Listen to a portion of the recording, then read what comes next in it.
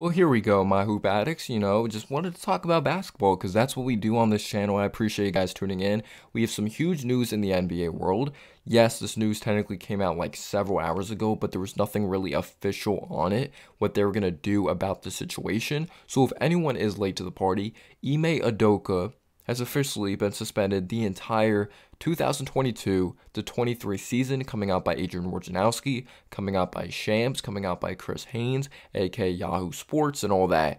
So, if you guys are wondering why Ime Udoka is going to be suspended an entire season, it's because he had a consensual relationship, unprofessional, with someone within the organization, someone a part of the coaching staff. Specifically, here's the in quote kind of tweet here coming out by Shams. Celtics coach Ime Udoka had an improper, intimate, and consensual relationship with a female member of the team staff. Sources tell The Athletic. Stadium, it's been deemed a violation of franchise's code of conduct. So the first thing I think about here, like a lot of people are gonna think about Nia Long, but it's just beyond that. It's unprofessional. Nia Long, and Ime Udoka, they've actually been engaged since 2015. They're not married. You're a piece of shit if you cheat at the end of the day. I know everyone's just talking about Nia Long's looks, the other woman's looks that's a part of the Celtics coaching staff. I don't care if you're more attracted to someone or you're not. How hard is it to tell them you're not interested? And just move on because you're a piece of shit if you cheat, no matter what your reason is. But that's not really what this whole video is about. Ime Udoka, no doubt about it, is in the wrong. When you agree to be a member or a coach, whatever part it is of the Celtics organization or any NBA organization, you don't do something unprofessional like this.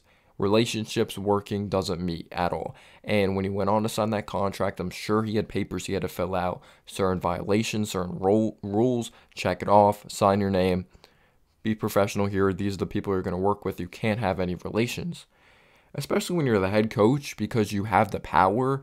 And there could be a little, I don't know the right word to really say this. I don't want to say like seducing or anything like that. But there could be power like, oh yeah, if we have some type of relationship, like I'll give you higher power when it comes to your impact on the game plan up against the Atlanta Hawks or something like that. Because I'm really wondering, a whole year, that's wild. So there has to be more that goes into this. Maybe it's not more than that really went into it. Some people would think it's a fine. Like, what's the difference between a 1 year season or a whole season, 1 month? Like a majority of games, a half a season, or something like that. Like, what's the difference between those? Because if he comes back, he's still going to be working with that assistant coach. Even though you could say she's in the wrong as well, she understood when she signed the contract, probably the same contract, and went through the same papers, that you're not allowed to do that. So they're both in the wrong. And when you just take a look at this whole thing, it just sucks when it comes to a basketball perspective. Ime Udoka, first-year head coach, overcame a lot of adversity. Robert Williams' injury, the meshing, Marcus Smart coming out at the beginning of the season. We need guys that can give up the basketball. They overcame a lot of adversity. Second half of the season were amazing. They went to the NBA Finals.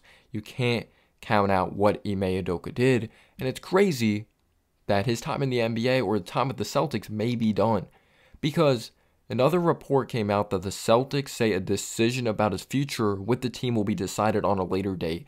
But how's your decision going to change now and forward? Like, how would it be different, your decision now, compared to like a couple months from now or a few months from now, or when the season's over and when his suspension's all done? Because at the end of the day, he broke the rules. Like, what's going to make you, like, what other decision is there to make? If you're really that strict when it comes to your rules, why didn't you just fire him instead of suspending him a year? But a year just sounds crazy to me. I understand, like, he didn't do anything illegal, obviously. He did something illegal when it came to the team breaking the rules, but obviously when it comes to the United States, like, it wasn't some, like, inappropriate relationship, or we don't know that right now. Is there something more that's going into it? Because why would the Celtics release this?